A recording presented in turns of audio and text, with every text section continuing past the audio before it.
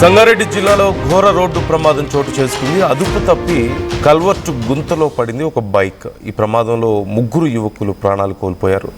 మృతులు నరసింహులు, మల్లేష్, మహేష్గా గుర్తించారు.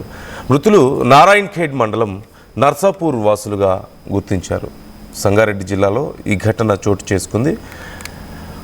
అదుపు తప్పి బైక్ కల్వర్టు గుంతలో పడిపోయింది.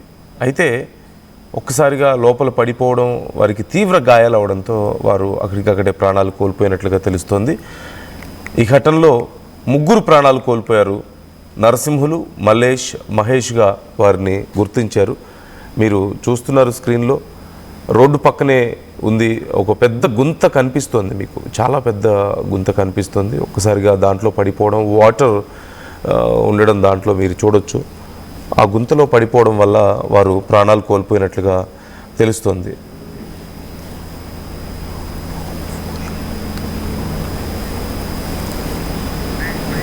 డీటెయిల్స్ తెలుసుకుందాం. మహేష్ జాయిన్ అవుతున్నారు, మా ప్రతినిధి. మహేష్, ఆ గుంతలో పడిపోయి ముగ్గురు ప్రాణాలు కోల్పోవడం ఏంటి, ఎలా జరిగింది అసలు, ఇది డీటెయిల్స్ ఏంటి?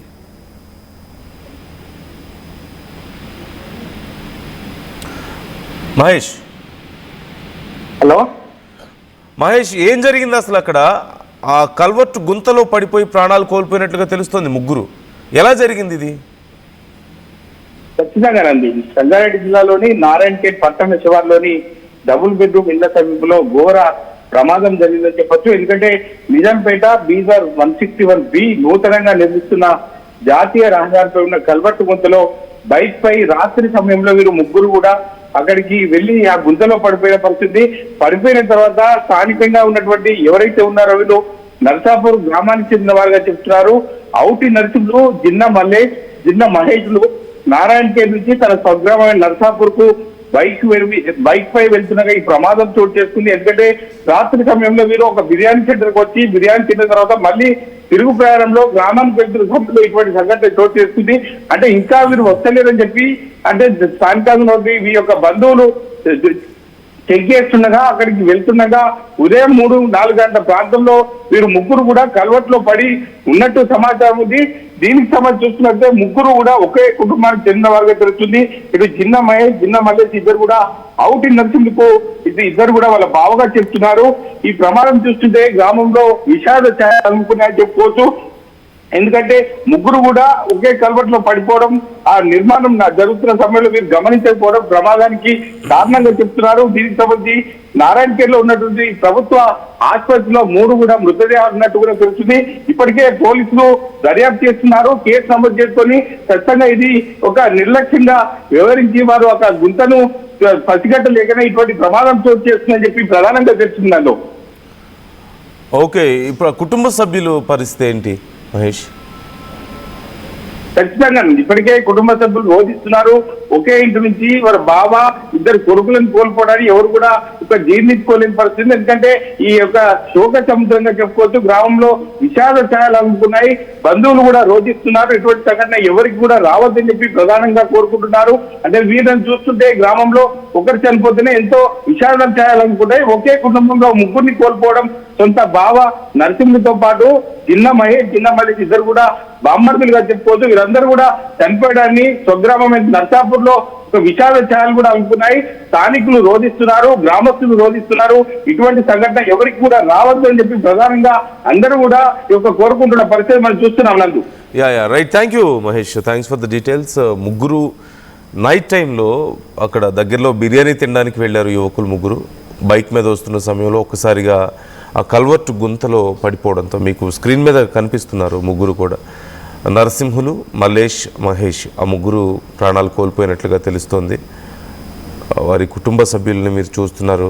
గుండెలు బాదుకుంటూ ఏడుస్తున్నటువంటి ఆ కుటుంబ సభ్యులు పిల్లలను కోల్పోయి జస్ట్ బిర్యానీ తినేస్తాం అని చెప్పేసి వెళ్ళి ఇక ఎప్పటికీ తిరిగి రాకపోవడంతో, ఎంతసేపటికి తిరిగి రాకపోవడంతో కుటుంబ సభ్యులు వెతుక్కుంటూ వెళ్ళారు. ఆ తర్వాత వాళ్ళకి జరిగినటువంటి ఘటన తెలిసి గుండెలు పగిలేలా ఏడుస్తున్నటువంటి ఆ తల్లిదండ్రులు మీరు చూస్తున్నారు.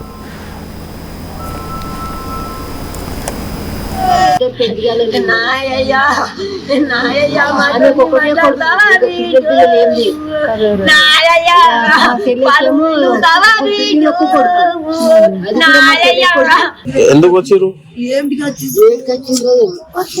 యాడ్ నుంచి వచ్చారు?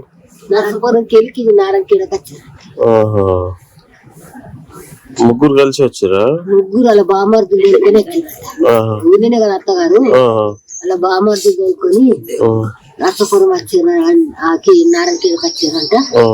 నారాయణఖేడ్కి వెళ్ళిపోగా వాళ్ళ బామర్ సంతాన బామర్ది నడిచి ఇద్దరు ఎంత కూర్చున్నారు ఇద్దరని బామర్దులు బావా బావ ఇక ముగ్గురు